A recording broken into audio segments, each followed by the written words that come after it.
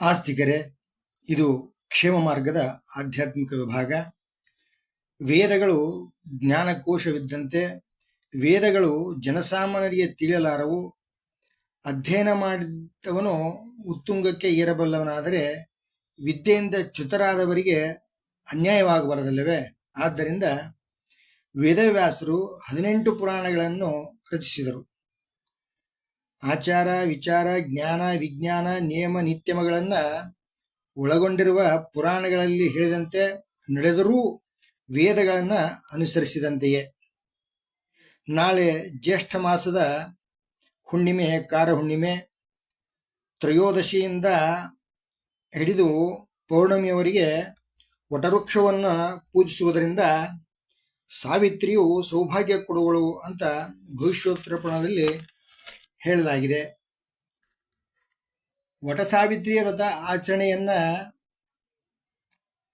ಮಾಡುವುದರಿಂದ ಅಲ್ಪಾಯುಷ್ಯನಾದ ಗಂಡನಿಗೆ ದೀರ್ಘಾಯಸ್ಸು ಪ್ರಾಪ್ತವಾಗುತ್ತದೆ ಅನ್ನುವುದು ಪ್ರಮುಖವಾದದ್ದು. ಹಿಂದೆ ಧರ್ಮಿಷ್ಠನಾದ ಅಶ್ವಪತಿ ಎಂಬ ರಾಜನೊಬ್ಬನಿದ್ದ. ಅವನು 100 ಮಕ್ಕಳನ್ನ, ಧರ್ಮಿಷ್ಠರಾದಂಥ ಮಕ್ಕಳನ್ನ ಪಡೆಯಲಿಕ್ಕೆ 18 ವರ್ಷ ಸಾವಿತ್ರಿ ದೇವಿಯನ್ನ ಕುರಿತು ಕಠಿಣ ತಪಸ್ಸನ್ನ ಆಚರಿಸಿದ. ಆ ಸಾವಿತ್ರಿ ಮಾತೆಯ ವರದಿಂದ ಒಂದು ಹೆಣ್ಣು ಸಂತಾನ ನಿನಗೆ ಪ್ರಾಪ್ತಿ ಆಗ್ತದೆ ಅಂತ ವರ ಪಡೆದುಕೊಂಡ. ಮತ್ತು ನಾನು 100 ಉತ್ತಮವಾದಂಥ ಸಂತಾನ ಬೇಕು ಅಂತ ನನ್ನ ಅಪೇಕ್ಷಿತ್ತು ಅಂತ ಹೇಳಿದಾಗ, ಈ ಒಂದು ಕನ್ಯೆಯಿಂದ ನಿನ್ನ ಎಲ್ಲ ಬಯಕೆಗಳು ಈಡೇರ್ತವೆ ಅಂಥೇಳಿ ಸಾವಿತ್ರಿ ಆತನಿಗೆ ಆಶ್ವಾಸನೆ ಕೊಟ್ಟಿದ್ದರಿಂದ ಅಲ್ಲಿಗೆ ಸಂತೃಪ್ತನಾಗಿರ್ತಕ್ಕಂಥ ಆತ ಮುಂದೆ ಆತನ ಹೆಂಡತಿ ಗರ್ಭವತಿಯಾಗಿ ಒಂದು ಹೆಣ್ಣು ಕೂಸಿಗೆ ಜನ್ಮವನ್ನು ಕೊಡ್ತಾಳೆ. ಆಕೆಗೂ ಕೂಡ ಸಾವಿತ್ರಿ ಅಂತಕ್ಕಂಥ ನಾಮಕರಣ ಮಾಡಿದರು. ಸಾವಿತ್ರಿಯಿಂದ ಪಡೆದವರ ಸಾವಿತ್ರಿ. ಸಾಕ್ಷಾತ್ ಲಕ್ಷ್ಮಿಯ ರೂಪವನ್ನ ಪಡೆದು ಯೌವನಾವಸ್ಥೆ ಪಡೆದಂಥ ಮಗಳ ವಿವಾಹ ಮಾಡಬೇಕು. ಆದರೆ ಅದು ಎಂಥ ಕಾಲ ಅಂತ ಹೇಳಿದ್ರೆ, ಈ ಲಕ್ಷ್ಮೀ ರೂಪದ ಈ ತಪಸ್ವಿನಿಯನ್ನ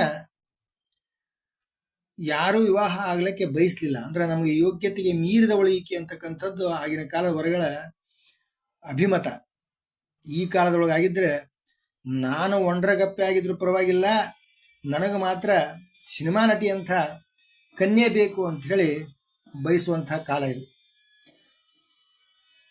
ವರನ ಆಯ್ಕೆಯ ಸ್ವಾತಂತ್ರ್ಯವನ್ನ ಮಗಳಿಗೆ ಕೊಟ್ಟಂತಹ ತಂದೆ ಆ ಮಗಳಾಗಿರ್ತಕ್ಕಂಥ ಸಾವಿತ್ರಿಯೊಂದಿಗೆ ಕೆಲವು ವಯೋವೃದ್ಧರನ್ನ ಕಳಿಸಿ ಒಂದು ಸೂಕ್ತ ವರವನ್ನ ಶೋಧನೆ ಮಾಡಿಕೊಂಡು ಬರುವುದಕ್ಕಾಗಿ ಕಳಿಸಿಕೊಡ್ತಾನೆ. ಅವರು ಏನಪ್ಪ ಅಂದ್ರೆ ಒಂದು ವರವನ್ನು ಶೋಧನೆ ಮಾಡಿಕೊಂಡು ಹಿಂತಿರುಗಿದಾಗ ಆ ತಂದೆಯ ಜೊತೆಯಲ್ಲಿ ನಾರದರು ಇದ್ದದ್ದನ್ನ ಕಂಡಂತ ಸಾವಿತ್ರಿ ಇಬ್ಬರಿಗೂ ನಮಸ್ಕಾರ ಮಾಡಿದಳು. ತಂದೆಯು ನಾರದರಿಗೆ ಸಾವಿತ್ರಿಯು ವರಶೋಧನೆಗೆ ಹೋಗಿ ಮರಳಿ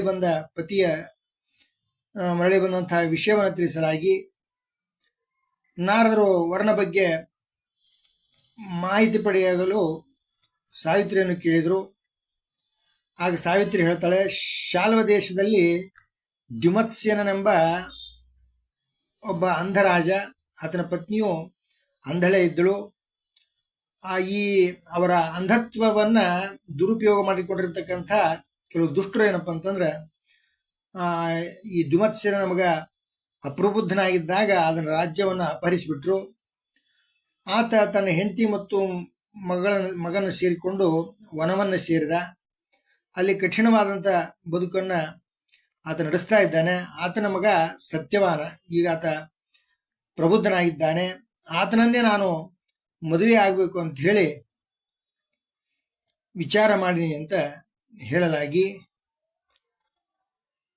ಆಗ ನಾರದರು, ಬಹಳ ನೀನು ದುಡುಕಿ ಬಿಟ್ಟಿ ತಾಯಿ, ಯಾಕಂದ್ರೆ ಆ ಸತ್ಯವಾನನಿಗೆ ಬಹಳ ಆಯುಷ್ಯ ಕಡಿಮೆ ಇದೆ, ವಿವಾಹವಾಗಿ 1 ವರ್ಷದಲ್ಲಿ ಆತನಿಗೆ ಮೃತ್ಯು ಆಗ್ತದೆ ಅಂಥೇಳಿ ನಾರದರು ಹೇಳಿದಾಗ ಪಾಪ ತಂದೆಗೆ ಬಹಳ ದುಃಖ ಆಯ್ತು. ಎಂಥ ವರ ಆರಿಸ್ಕೊಂಡ್ ಬಂದೇವ ಅಂತ ಹೇಳಿ. ಆಕೆಂದ್ಲು, ನೋಡ್ರಿ ಎಂಥ ಕಾಲ ಅಂತ ಹೇಳಿದ್ರೆ ಮನಸ್ಸು ಕೊಟ್ಟು ಬಿಟ್ರೆ ವಿವಾಹವಾದಂತೆ ಅಂತ. ಈತನನ್ನ ವಿವಾಹವಾಗಬೇಕು ಅಂತ ಹೇಳಿ ಆ ಸಾವಿತ್ರಿ ಅವತ್ತು ಮನೋನಿಶ್ಚಯ ಮಾಡಿಕೊಂಡಿದ್ಲು. ಹೀಗಾಗಿ ಆಕೆ ವಿಚಲಿತಳಾಗಲೇ ಇಲ್ಲ.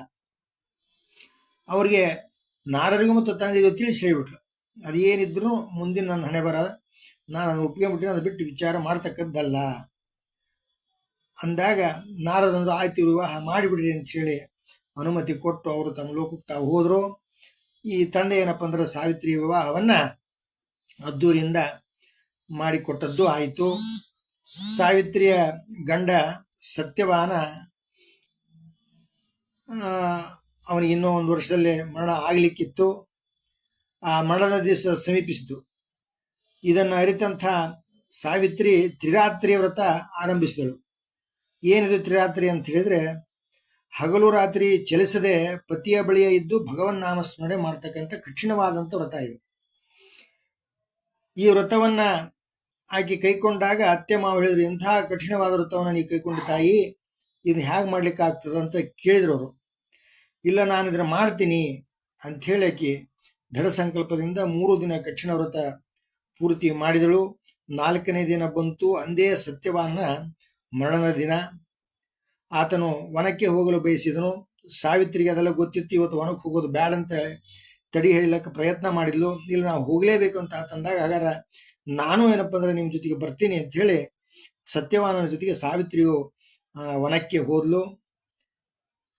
ಸಾವಿತ್ರಿಯು ಒಂದು ವಟವೃಕ್ಷದ ಕೆಳಗೆ ಕುಳಿತಿದ್ದು, ಪತಿಯು ಹರಿದು ಸಂಗ್ರಹಿಸಿ ತರತಕ್ಕಂಥ ಹಣ್ಣು ಹಂಪಲು ಗಡ್ಡೆ ಗೆಣಸುಗಳನ್ನ ಒಂದು ವಸ್ತ್ರದಲ್ಲಿ ಹಾಕಿ ಗಂಟು ಕಟ್ಟುತ್ತಾ ಇದ್ಲು. ಅಷ್ಟರೊಳಗೆ ಏನಪ್ಪ ಅಂದ್ರೆ ಸತ್ಯವಾನನಿಗೆ ಅತ್ಯಂತ ತಲೆನೋವಿನಿಂದ ಬಳಲಿ ಆತೇನಪ್ಪ ಅಂದ್ರೆ, ನನಗೆ ಯಾಕೋ ಭಯಂಕರ ತಲೆನೋವದ, ನಿನ್ನ ತೊಡಿ ಮೇಲೆ ನಾನು ಮಲ್ಕೊಂತೀನಿ, ಆಶ್ರಯ ತಗೊಂತೀನಿ ಅಂತ ಹೇಳಿ ಆ ಸಾವಿತ್ರಿ ತೊಡಿ ಮೇಲೆ ತನ್ನ ತಲೆಯನ್ನಿಟ್ಟು ಸತ್ಯವಾನ ಮಲಗಿಕೊಂಡ. ಅಷ್ಟರಲ್ಲೇ ಏನಪ್ಪ ಅಂತಂದ್ರೆ ಒಂದು ವಿಕಾರ ಸ್ವರೂಪದ ಕಪ್ಪು ಬಣ್ಣದ ಭಯಂಕರ ವ್ಯಕ್ತಿ ಅಲ್ಲಿಗೆ ಬರ್ತಾನೆ. ಒಂದು ಕಡೆ ಪತಿ ಜೀವ ಹೋಗಿಬಿಟ್ಟಿದೆ ಅಂತಕ್ಕಂಥದ್ದು ಸಾವಿತ್ರಿಗೆ ಗೊತ್ತಾಗಿದ್ದರೂ ಸಹಿತ ಈ ಬಂದಿರತಕ್ಕಂಥ ವ್ಯಕ್ತಿಯಿಂದ ಮತ್ತಷ್ಟು ಭಯಗೊಂಡು ಯಾರು ನೀನು ಅಂತ ಹೇಳಿ ಪ್ರಶ್ನೆ ಮಾಡಿದಾಗ ಆ ವ್ಯಕ್ತಿ ಹೇಳ್ತಾನೆ, ನೀನು ಕಠಿಣ ವ್ರತ ಮಾಡಿದ ಪುಣ್ಯವತಿ, ಆದ್ದರಿಂದ ನನ್ನ ದೂತರನ್ನು ಕಳಿಸಿ ನಿನ್ನ ಪತಿಯನ್ನು ಕರೆತರುವುದು ಯೋಗ್ಯವಲ್ಲವೆಂದು ಭಾವಿಸಿ ನಾನೇ ಸ್ವತಃ ಬಂದಿದ್ದೇನೆ. ನಿನ್ನ ಪತಿಯ ಆಯುಷ್ಯ ಇಂದಿಗೆ ಮುಗಿಯಿತು ಅಂತ ಪತಿಯ ಪ್ರಾಣವನ್ನು ಕಸಿದು ಯಮಧರ್ಮರಾಯನು ಯಮಪುರಿಯತ್ತ ನಡೆದನು. ಯಮನನ್ನ ಸಾವಿತ್ರಿಯು ಹಿಂಬಾಲಿಸಿದಳು. ಯಮನು ಹೇಳ್ದ, ನಿನ್ನ ಪತಿ ನಾನು ತಗೊಂಡು ನನ್ನ ಕೊಂತೀನಿ, ನೀನಿನ್ನ ಇಲ್ಲೇ ಇರಬೇಕಾದೈತಿ, ನೀವು ಹೋಗಿ ನಿನ್ನ ಈ ಸತ್ತಂತ ಪತಿ ಔರ್ಧ್ವದೈಹಿಕ ಕ್ರಿಯೆಗಳನ್ನು ಮಾಡಲಿಕ್ಕೆ ಎಲ್ಲ ಅನುವು ಮಾಡಿಕೊ ಅಂತ ಹೇಳಿ ಸಲಹೆ ಕೊಟ್ಟಾಗ ಸಾವಿತ್ರಿ ಹೇಳ್ತಾಳೆ, ಧರ್ಮದಿಂದ ಜನರನ್ನ ಪಾಲಿಸ್ತಕ್ಕಂಥ ನೀನು ನನ್ನ ಪತಿಯ ಜೊತೆ ಬರುತ್ತಿರುವ ನನ್ನನ್ನು ದೂರುಗೊಳಿಸಲಾರೆ. ಮತ್ತ ಮೇಲಾಗಿ ಮೈತ್ರಿಯು ಸಪ್ತಪದಿ ಅಂತ ಶಾಸ್ತ್ರಗಳು ಹೇಳುತ್ತವೆ ಅಂದಾಗ ಯಮಧರ್ಮ ಪ್ರಸನ್ನನಾದ.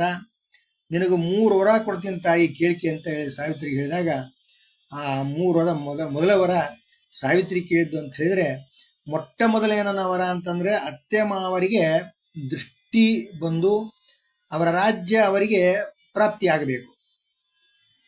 2ನೇದು ಅಂತಂದ್ರೆ ತನ್ನ ತಂದೆ ಅಶ್ವಪತಿ ಅದ, ಆ ಅಶ್ವಪತಿಗೆ 100 ಮಕ್ಕಳಾಗಬೇಕು. ಇನ್ನು 3ನೇದು ತನ್ನ ಪತಿಗೆ ಜೀವ ದಾನ ಮಾಡಿ ದೀರ್ಘಾಯುಷ್ಯ ನೀಡಬೇಕು ಅಂತ ಹೇಳಿ ಕೇಳಿದಾಗ ಯಮಧರ್ಮ ತಥಾಸ್ತು ಅಂದ. ಕೂಡಲೇ ಈ ಮೊದಲು ತಾನು ಕುಳಿತಂಥ ವಟವೃಕ್ಷದ ಕೆಳಗೆ ಬಂದು ಸತ್ಯವಾನನ ತಲೆಯನ್ನ ತೊಡೆಯಲಿರಿಸಿಕೊಂಡು ಕುಳಿತಳು. ಸತ್ಯವಾನಿಗೆ ಎಚ್ಚರವಾಯಿತು. ಎಚ್ಚರವಾದಾಗ ನಾನು ಏನೋ ಒಂದು ಸ್ವಪ್ನವನ್ನು ಕಂಡೆ ಅಂತ ಸತ್ಯವಾನ ಹೇಳಿದಾಗ ಆ ಸಾವಿತ್ರಿ ಏನಪ್ಪ ಅಂತಂದ್ರೆ ನಡೆದಂಥ ಘಟನೆ ಎಲ್ಲ ವಿವರಿಸಿದ್ಲು. ಇತ್ತ ಮನೆಯೊಳಗೆ ಏನಪ್ಪ ಅಂತಂದ್ರೆ ಆ ಅಂಧ ದಂಪತಿ ಇದ್ರ ದ್ಯುಮತ್ಸೇನ ಮತ್ತು ಆತನ ಹೆಂಡತಿ, ಇದೇನದು ಮಗಾಸು ಶಿಷ್ಟತ್ತಾದ್ರೂ ಬರಲಿಲ್ಲ ಅಂತ ಹೇಳಿ ಪಾಪ ಕೂಡರಾಗಿದ್ರು ಸಹಿತ ದ್ಯುಮತ್ಸೇನ ಏನ್ ಮಾಡ್ತಾರಂತ ಅಡವಿಗೆ ಬಂದು ಚೀರ್ತಾರ, ಕೂಗ್ತಾರ, ಎಲ್ಲಿದ್ದೀರಿ ಅಂತ ಕೇಳ್ತಾರ. ಮಗನ ಸುಸಿನ ಹೆಸರು ಹಿಡಿದು ಕೂಗಿದ್ರು, ಆ ಕಡೆಯಿಂದ ಏನು ಬರಲಿಲ್ಲ. ಅಷ್ಟೊತ್ತರೊಳಗೆ ಅವರಿಗೆ ಏನಪ್ಪ ಅಂದ್ರೆ ದೃಷ್ಟಿ ಪ್ರಾಪ್ತಿ ಆಗ್ತದೆ ದ್ಯುಮತ್ಸೇನಿಗೆ ಮತ್ತು ಆತನ ಹೆಂಡತಿಗೆ. ಆ ದೃಷ್ಟಿ ಪ್ರಾಪ್ತಿ ಆಯ್ತು. ಮತ್ತೆ ದ್ಯುಮತ್ಸೇನನ ರಾಜ್ಯನೂ ಏನಪ್ಪ ಅಂತಂದ್ರೆ ಮರಳಿ ಸಿಗ್ತದಂತ. ಅಷ್ಟರೊಳಗೆ ಜನ ಬರ್ತಾರೆ, ಅವರು ಬಂದು ಸೇರಿಕೊಂಡ್ರು. ಯಾರು ಸತ್ಯವಾನ ಮತ್ತು ಸಾವಿತ್ರಿ ಬಂದು ಸೇರಿಕೊಂಡ್ರು. ತಂದೆ ತಾಯಿಗೆ ನಮಸ್ಕಾರ ಮಾಡಿದ್ರು.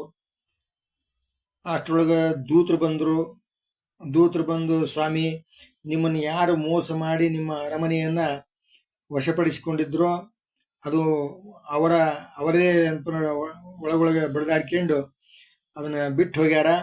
ಹಂಗಾಗಿ ನೀವು ಬರ್ಬೇಕು ಅರಮನೆಗೆ ಅಂತೇಳಿ ವಿನಂತಿ ಮಾಡ್ಕೊಂಡ್ರು. ಇದು ಎಲ್ಲ ವಟವೃಕ್ಷದ ಕೆಳಗೆ ನಡೆದ ಈ ಘಟನೆ ವಟಸಾವಿತ್ರಿ ವ್ರತ ಅಂತ ಹೇಳಾಗ್ತದೆ. ಆದ್ದರಿಂದ ನಾಳೆ ಜ್ಯೇಷ್ಠ ಶುಕ್ಲ ಹುಣ್ಣಿಮೆಯಿಂದ ವಟವೃಕ್ಷವನ್ನ ಪೂಜಿಸುವ ಮೂಲಕ ಆಸ್ತಿಕ ಮಾತೆಯರೆಲ್ಲ ಸೌಭಾಗ್ಯವನ್ನ ಹೊಂದಲಿ ಅಂತ ಅಪೇಕ್ಷಿಸಿ ಭವಿಷ್ಯೋತ್ತರ ಪುರಾಣದಲ್ಲಿಯ ವಟಸಾವಿತ್ರಿ ಕಥೆಯನ್ನು ತಿಳಿದುಕೊಂಡಿದ್ದೇವೆ. ಕ್ಷೇಮವಾಗಿರಿ, ಸುರಕ್ಷಿತವಾಗಿರಿ.